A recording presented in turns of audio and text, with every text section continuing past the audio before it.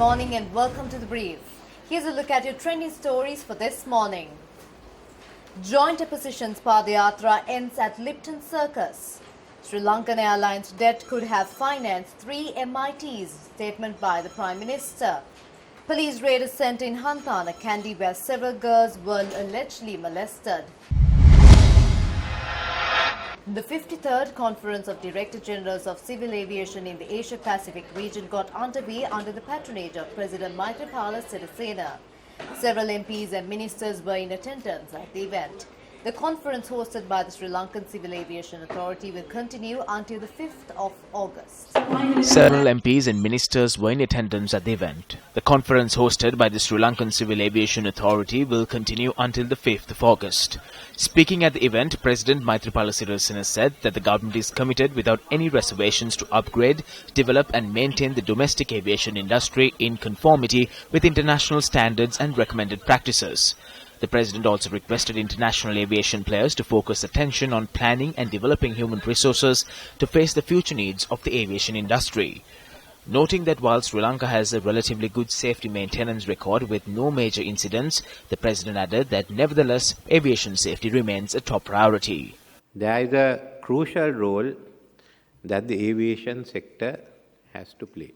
We realize that Sri Lanka's main focus has to be a hub not only for aviation, but also for sea cargo. That is to become an air-sea hub. Earlier, as you know, many of you know, our policies were geared mainly to the protection and expansion of the Sri Lanka's national carrier at the expense of the development of the airport.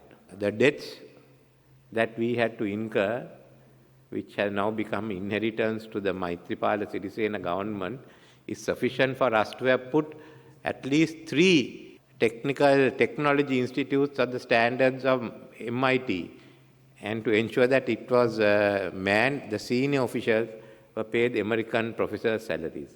But we don't want this carrier to disappear. We want it to be efficient. So as the minister said, we've called for public-private partnerships so it can be run efficiently in a very competitive atmosphere where the focus comes on Sri Lanka's airports being the hub. The Padayatra protest march organized by the joint opposition concluded at the Lipton Circus.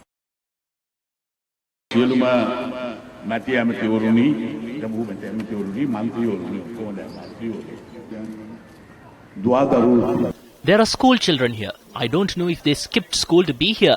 We asked them to return to their schools. I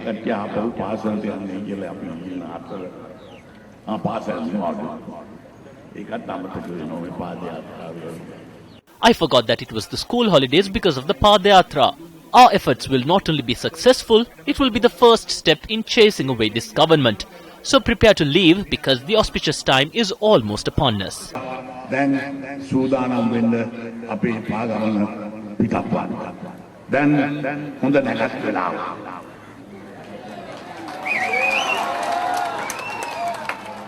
The march began following the symbolic release of balloons by the former president.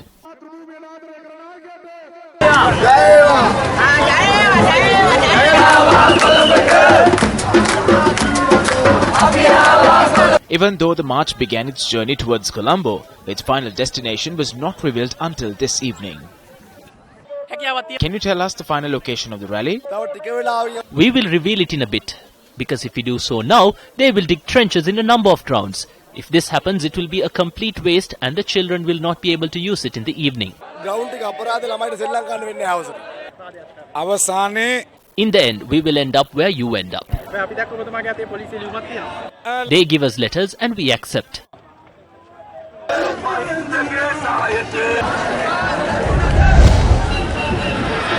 The police conducted a search operation on an institute which was being run as a leadership training facility but allegedly been subjected to sexual abuse.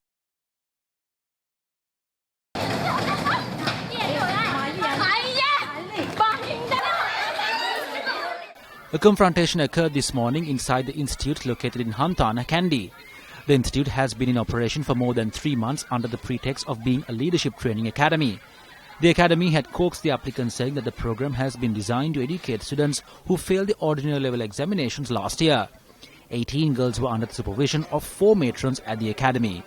The parents charged that a person who called himself the main lecturer at the academy had sexually abused 2 of the girls who were boarded at the hostel with the help of the matrons.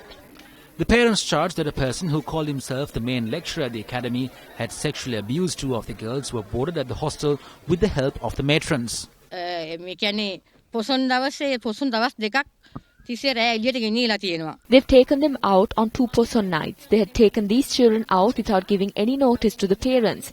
They have taken my child and another in vehicles to engage in some misconduct. It's only now my child is able to speak about it in detail. When we come over here to see our children, they don't let us talk to them. We are under constant watch by the matrons while we are talking to our children. They do not let us talk to them over the phone either. We, parents, have spent at least 100,000 rupees for this academy. 2 girls who claimed they were about to be sexually abused early this morning by the man claiming to be the chief lecturer had fled the premises and contacted their parents with the help of neighbours. The girls had climbed over the parapet wall, saying that they were about to be raped last night. They had escaped at around 3:30 a.m. after talking to us and then asked for the help of the neighbours. The person in the neighbouring house contacted us and said that the 2 girls managed to escape the facility and are secure under their care. They told us not to fear. They told us to keep the police informed with all the details.